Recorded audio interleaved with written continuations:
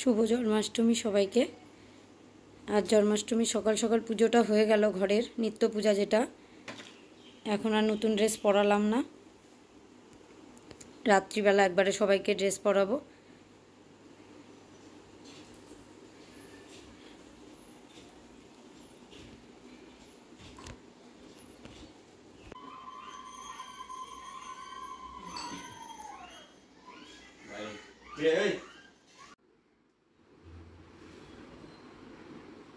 গোপালের দোলনা ঠিক হচ্ছে। গেলবার জন্মাষ্টমী হওয়ার পর সেই যে দোলনা ঢুকিয়ে রাখা হয়েছিল, তা এখন আবার অভ্র পাপা বের করে দেখছে কম বেশ কী আছে, সেগুলো ঠিক করবে আর একটু সুন্দর করে সাজানোরও চেষ্টা করছে।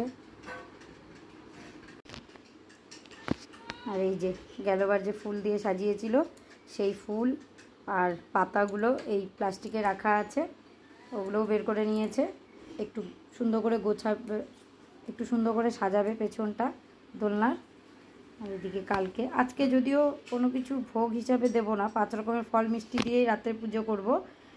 আর কালকে যে ভোগ দেওয়া হবে গোপালকে, তার জন্য বাসন বের করা হয়েছে, কারণ আমার সমস্ত বাসন খাটের ভেতরে থাকে, ঠাকুরের বাসন জায়গা নেই সেরকম, তার জন্য কালকে রাত্রে আর বিছানা ঠিকঠাক করে পাতা হয়নি, বালিশের কভার চাদর কিছুই পাতা হয়নি। ওপর দিয়ে একটা চাদর পেতে শুয়ে পড়েছিলাম রাত্রে, এতটাই ক্লান্ত লাগছিল শরীর। আজকে বিছানাটা পাতবো। আর এই যে এই জায়গাটায় গোপালকে দোলনা সমেত বসানো হবে রাত্রিবেলা, এই জায়গাটাই সাজানো হবে।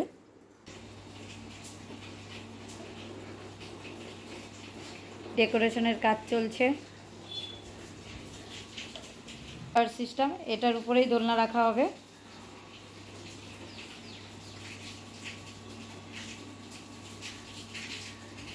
এরপরে পুরোপুরি সাজানো হয়ে গেলে তারপর দেখাবো। আর আমি এখন আবার মেশিন নিয়ে বসবো। কালকে রাধা রানীর ব্লাউজ করেছি, কৃষ্ণের আর ব্লাউজ করা হয়নি, ওই ব্লাউজটাই এখন বানাতে বসবো। বেশিক্ষণ টাইম লাগবে না ব্লাউজটা বানাতে, কারণ আমি পেপারে কাটিং করেই রেখেছিলাম, তার মাপ মতোই কেটে নিয়েছি লাইনিং আর কাপড়।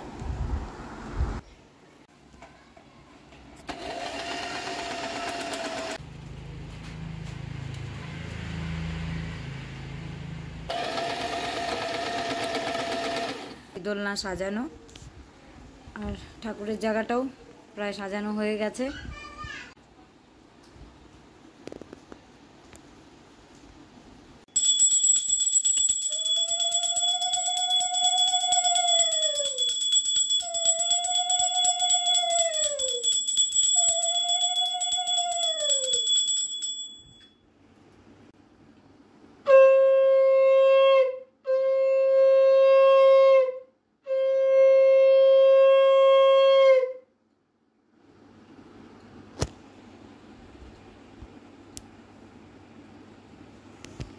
ঠাকুরের ড্রেস বানানো হয়ে গেছে, আবারও গা হাত পা ধুয়ে চলে এসেছি। এখন সন্ধ্যা পূজা দিয়ে ঘরটাকে একটু গোছ করব।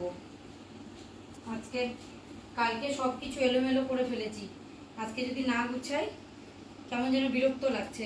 এই জামা কাপড় ভাঁজ করবো, আগে সন্ধ্যাটা দিয়ে নিই, তারপরে জামা কাপড়গুলো ভাঁজ করে তারপরে লাস্টে ঠাকুরের এদিকে যাবো আবার।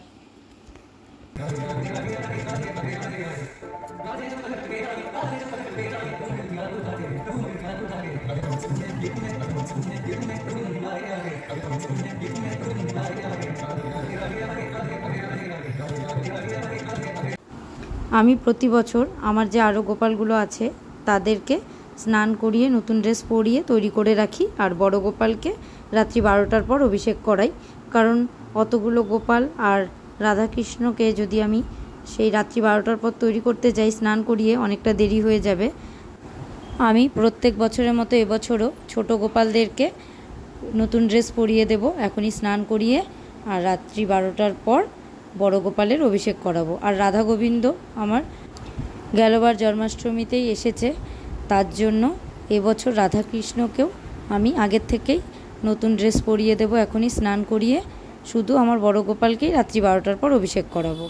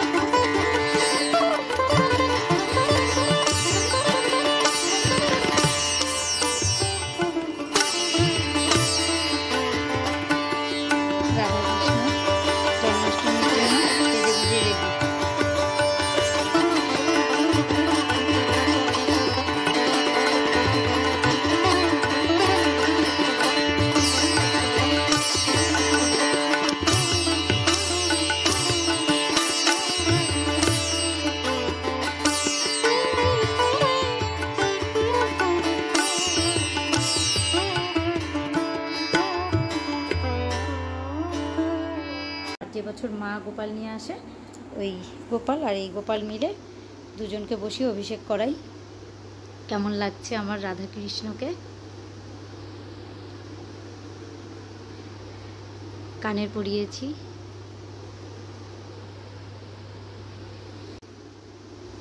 স্কন টাইপের ধুতিটা এই প্রথম পরালাম আমি, আগে কোনো দিন পরাইনি। আগে বলতে 1 বছর আগেই তো রাধাকৃষ্ণ এসেছে আমাদের বাড়িতে, এই প্রথম আমি পরালাম। ঠিক মতো হয়নি, আর একটু ছোটো করতে লাগতো, বেশি বড় হয়ে গেছে ধুতিটা, তার জন্যই এরকম হলো। এর পরের বার থেকে ছোট করে বানাবো। দেখে মনে হচ্ছে কি মুখ ফিরানো যাচ্ছে না, এত ভালো লাগছে আমার। এনাদের মুখ দেখেই বোঝা যাচ্ছে হ্যাঁ এনাদের জন্মদিন, যদিও রাধারানীর জন্মদিন না, কৃষ্ণের জন্মদিন, কিন্তু রাধারানীও তো খুশি কৃষ্ণের জন্মদিনে। আলাদাই একটা মুখের গ্লেজ আছে আজকে, মনেই হচ্ছে মুখটা দেখে সেই খুশি। ঠাকুরদেরকে সাজানো হয়ে গেছে, এবার আমি রেডি হব।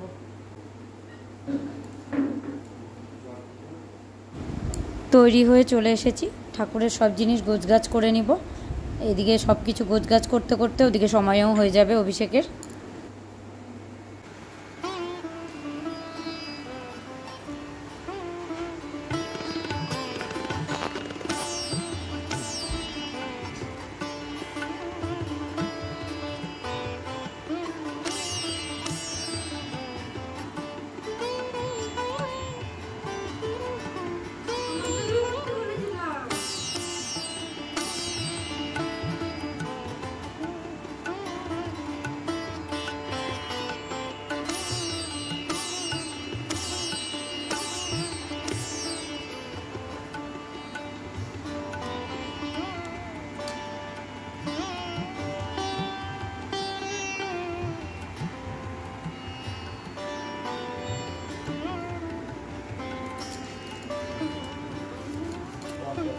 আমি খাবো না,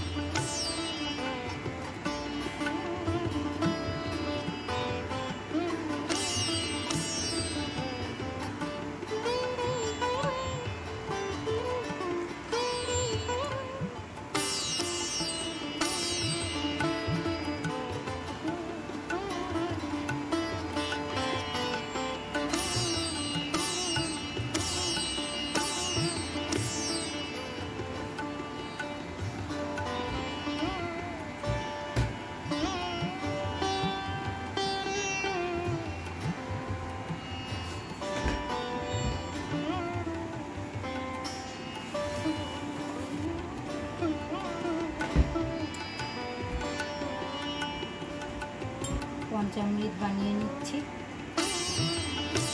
দই দিয়ে বাদবাকি দইটাকে সরিয়ে রাখলাম, দইটা আর আজকে দেবো না। ওই দইটা দিয়ে সকালবেলা দই চিরা দেবো সকালবেলা ঠাকুরকে।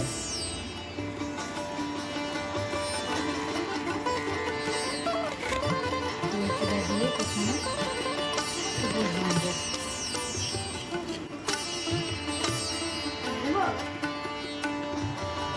এখন অল্প বাদিয়ে দাও।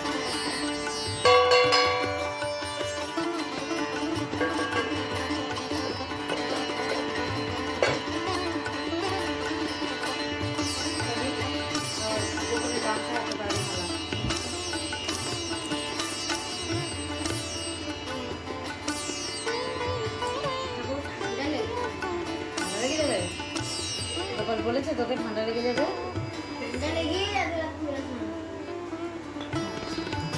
গোপাল আজকে আনন্দের সাথে ঠান্ডা লাগার পরেও স্নান করবে, জানে ও ঠান্ডা লাগবে তাও ও স্নান করবে। বুঝেছিস? কি করবি, এখানে বসে আছি যে এখন